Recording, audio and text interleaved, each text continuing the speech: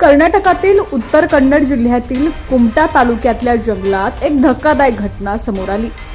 रामतीर्थ पर्वताच्या तळाशी जे जंगल आहे तिथल्या एका गुहेत एक रशियन महिला पोलिसांना आढळून आली। विशेष बाब म्हणजे ही महिला गेल्या काही वर्षांपासून तिच्या मुलींसह इथंच वास्तव्य करत होती।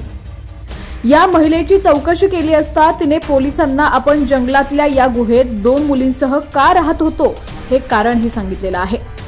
दरम्यान कोण आहे ही महिला, तिच्याबद्दल सविस्तर माहिती जाणून घेऊयात। त्याआधी तुम्ही जर HPN मराठी न्यूज चॅनल पहिल्यांदाच पाहत असाल आणि अजूनही चॅनलला सबस्क्राइब केलेलं नसेल तर नक्की सबस्क्राइब करा, जेणेकरून आमचे अपडेट्स लवकरात लवकर तुमच्यापर्यंत पोहोचतील।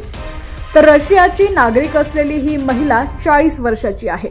तिचं नाव नीना कुटिना असं आहे। तसंच तिचं इथलं नाव मोहिनी असल्याचंही तिनं सांगितलंय। तिच्या 2 मुली प्रेमा वय वर्ष 6 आणि आमा वय वर्ष 4 या देखील तिच्यासह वास्तव्य करत होत्या। 2017 मध्ये नीना गोव्याला आली होती। तिथून ती गोकर्णाला पोहोचली। त्यानंतर आध्यात्मिक आयुष्याची ओढ वाटू लागल्यानं तिनं या जंगलात वास्तव्य करण्यास सुरुवात केली। घनदाट जंगलात नैसर्गिकरित्या तयार झालेली गुहा हेच मग नीना आणि तिच्या 2 मुलींचं घर झालं। तिथे तिने रुद्रमूर्ती स्थापन केली आणि रोज ती तिचा सगळा वेळ पूजा अध्यात्मात घालवते असंही तिनं पोलिसांना सांगितलं। जंगलात गस्त घालणाऱ्या काही पोलिसांना छोटी पावलं मातीत उमटलेली दिसली। त्यांचा वेध घेतला असता पोलीस निरीक्षक श्रीधर त्यांच्या टीमसह गुहेपाशी पोहोचले आणि तिथे नीना आणि तिच्या 2 मुली वास्तव्य करत असल्याचं आढळून आलं।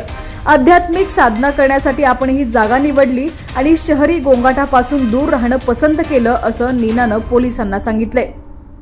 नीनाचा विजा 2017 मध्येच संपलाय। सुरुवातीला नीनानं कुठेही ओळख देण्यास नकार दिला। त्यानंतर महिला बालकल्याण विभागातील एका स्थानिक महिलेला बोलवण्यात आलं। योगरत्ना सरस्वती या स्थानिक साध्वी स्त्रीला नीनानं सगळी हकीकत सांगितली आहे। माझा पासपोर्ट आणि व्हिसा हरवलेला आहे असं नीनाने पोलिसांना सांगितलंय। मात्र पोलिसांनी शोधाशोध केली असता गुहेच्या आसपासच त्यांना नीनाचा पासपोर्ट आणि इतर महत्त्वाची कागदपत्र मिळाली।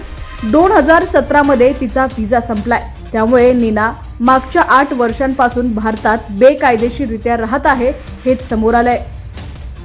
पोलिसांनी नीनाला समजावून सांगितलं की तू जिथे राहते आहेस तो भाग भूस्खलन होणारा आणि दरड प्रवण आहे। तसंच जंगली प्राण्यांची देखील या ठिकाणी भीती आहे। साप, नाग, अजगर यांचाही धोका आहे। पोलिसांनी बरीच समजूत घातल्यानंतर नीनानं जंगल आणि ती गुहा सोडण्यास सहमती दर्शवली आहे। यानंतर पोलिसांच्या सुरक्षेत तिला शंकरा प्रसाद फाउंडेशन या NGO कडे सोपवण्यात आलंय। 14 जुलैला या महिलेला FRROच्या कार्यालयात हजर केलं जाईल आणि कायदेशीर प्रक्रिया पूर्ण करून तिला तिच्या मुलींसह रशियात पाठवलं जाईल असं सांगण्यात आलंय।